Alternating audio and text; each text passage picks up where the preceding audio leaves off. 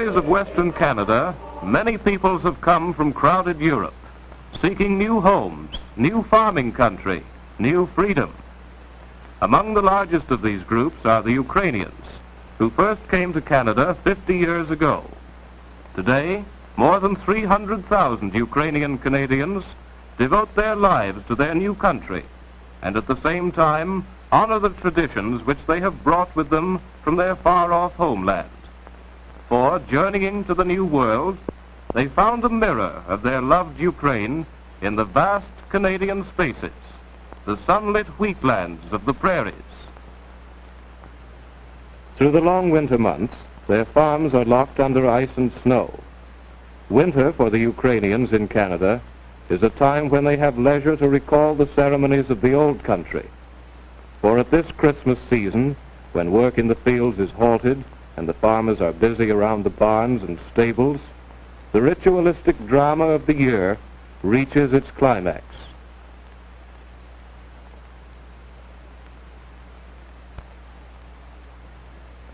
The Ukrainians still follow the Julian calendar, inherited from Roman times, and celebrate Christmas on the 7th of January.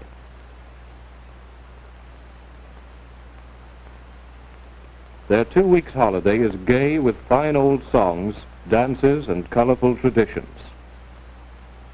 In the fertile farmland near Winnipeg live the Pavlovskis, original settlers from the Ukraine, and their children and grandchildren who learn the new Canadian ways as well as the language of their fathers.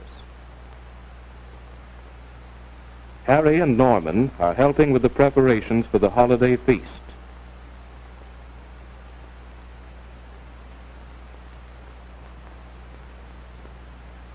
Their job is to chop and bring in the firewood for Mother's stove, while she is busy making ready the special foods for the holy Christmas Eve supper.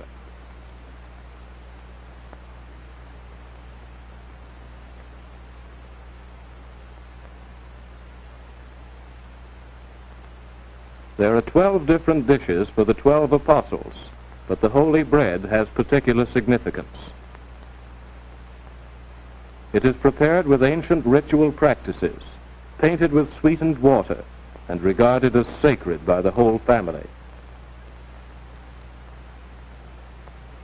Emily, the young daughter, shares the holiday excitement. She too helps with all the preparations. Babcha, the grandmother, came to Canada from the western Ukraine 40 years ago. Through all these years, she has preserved the customs of her birthplace. Grandfather brings in a large sheaf of wheat stalks, which represent the God of plenty, who has always fed and protected the family. The house has been beautifully cleaned, and the icons decorated with embroideries and gay flowers. Hay is spread on the table and straw under it. Each blade of hay represents an ancestor, and the place beneath the table, the manger where Christ was born. When all is ready, the holy bread must be brought first to the table. Grandfather kisses it as he puts it in the place of honor. The mother hides nuts in the hay for the children. It is supposed to be a great surprise, but everyone knows that it would not be Christmas without this custom.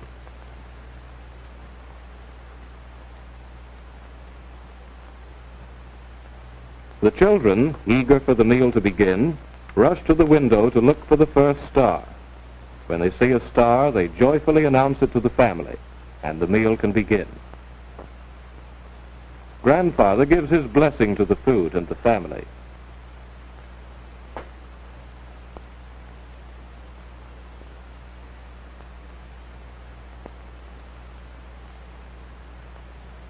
The 12 special dishes of choice food represent everything that a farmer grows in his gardens and fields, and what he catches in the nearby river.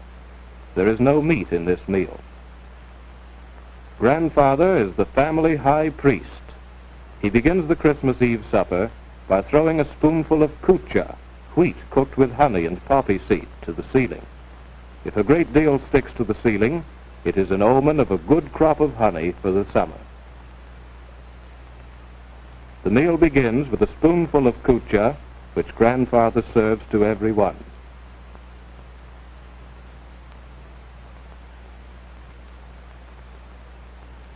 Each Ukrainian holiday has its special cycle of songs. Many of these songs, like the rituals, have come down from pagan ceremonies when the sun was the supreme god. Ancient songs, formerly sung in honor of the sun god, are now a part of the heritage of Christmas carols. The family knows that soon the carolers will arrive to sing with them the beautiful old songs and share their Christmas joy.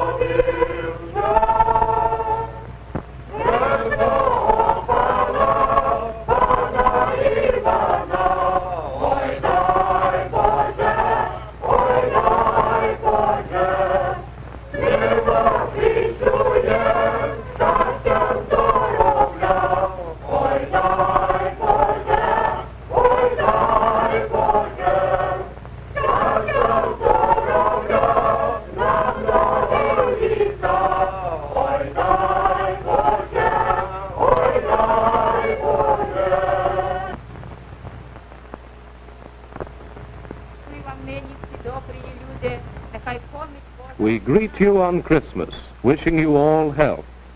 May the little Jesus bless all of you in this home with happiness and good things. May you celebrate this festival joyfully and live well until the next. Christ is born. The whole family takes part in the singing of the next carol.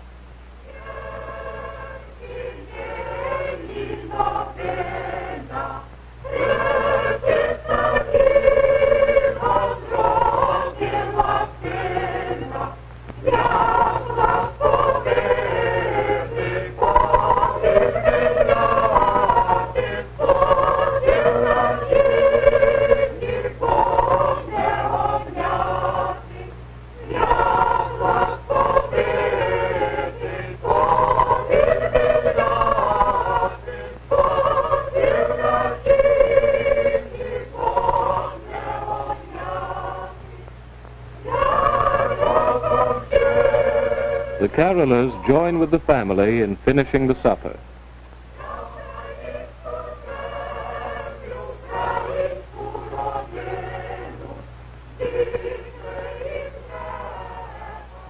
Afterwards, the children play in the straw under the table, hunting for the nuts which were hidden there for them. If they find a great many, good luck and bountiful crops will come to the family throughout the year.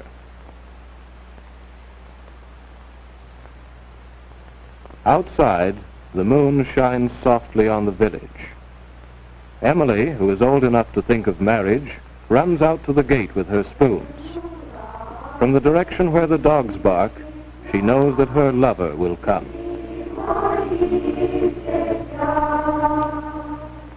The animals in the stable share the Christmas feast. The master takes some choice hay and a bit of holy bread and wishes the animals contentment. This is the eve of great miracles. On this one night of the year, the animals are believed to have the power of speech and to speak among themselves of the past, the present, and the future. One by one, the members of the family go to bed. Babcha leaves a dish of the sacred kucha, for the spirits of the departed ones. All across the prairies rise the domes and glittering crosses of Catholic and Greek Orthodox churches. And on Christmas Day, in Manitoba as in the old country, the Ukrainians gather to follow the Orthodox Ritual, 2,000 years old. The church, like the house, has been scrubbed and polished and decorated for the holiday. The church choir has practiced the carols in preparation for the High Mass, in which every member of the community participates. Bare-headed men and women in tall fur hats kneel and kiss the icon.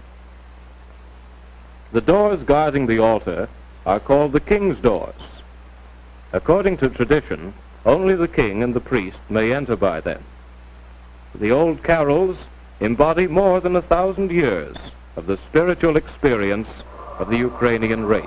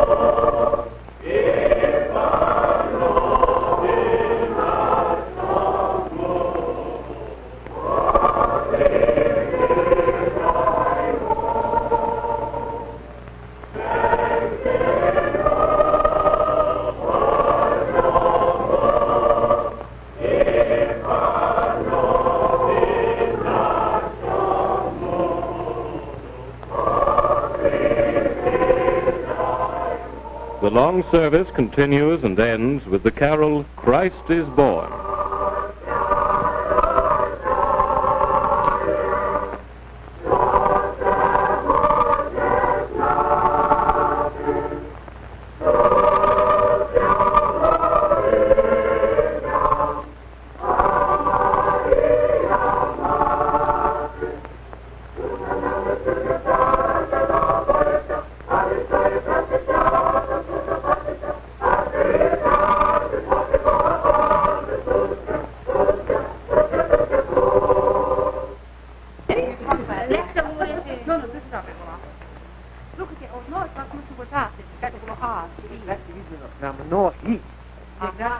Outside the church, the men and women chat about farm gossip and about the Christmas festivities in the Ukrainian tongue, which is the language of daily life.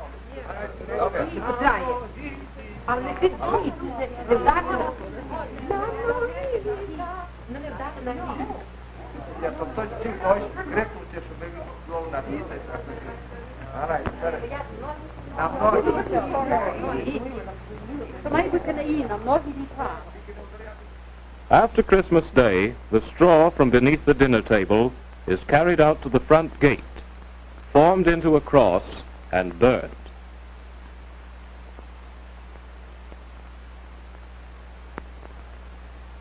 This custom goes back to ancient times, when Ukrainians still worshipped pagan gods.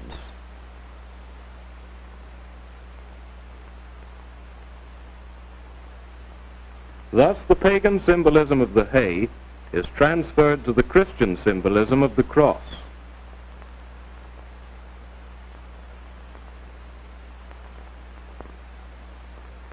Everyone in the family, as well as the stock in the barns, is thought to be protected from illness by this rite.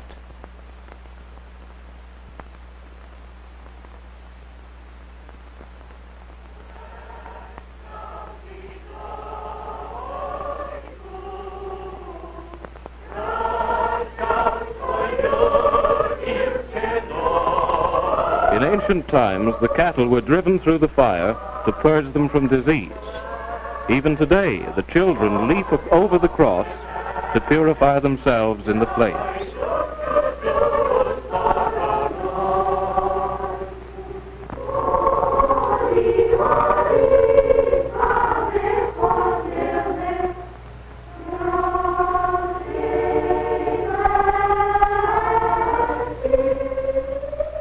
On New Year's Day, the little boys shower Bobcha with seeds of grain to ensure good wheat, a custom born of a farming people's need for rich crops and abundance through the coming year.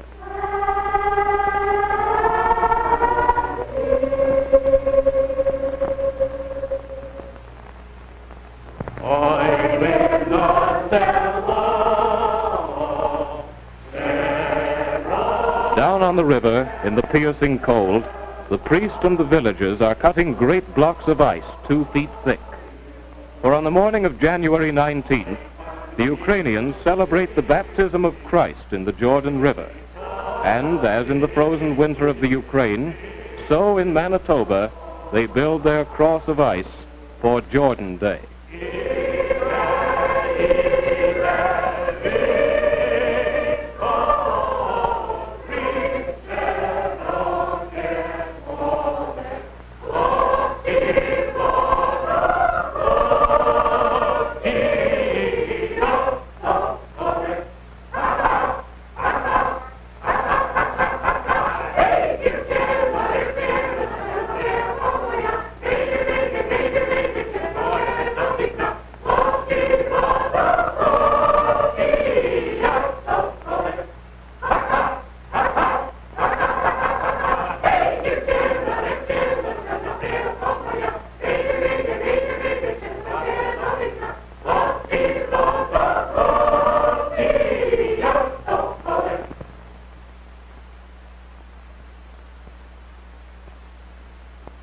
The cross stands ready for the Jordan Day ceremony.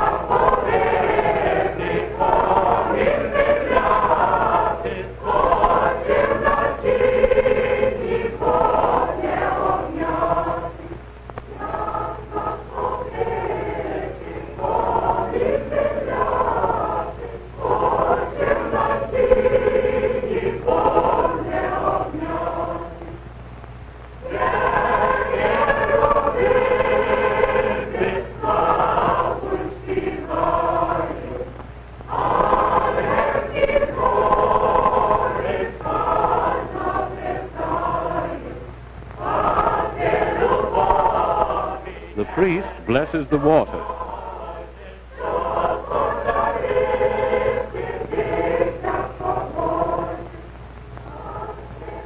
Everyone carries away a bottle full of holy water to bless his home.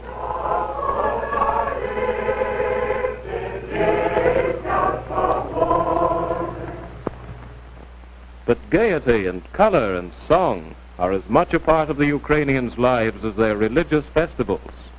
In farmhouses and in the big community halls of the towns, Ukrainian Canadians dance and sing as their holiday season of Christmas comes to its end, rejoicing in the land which they have long learnt to call their own.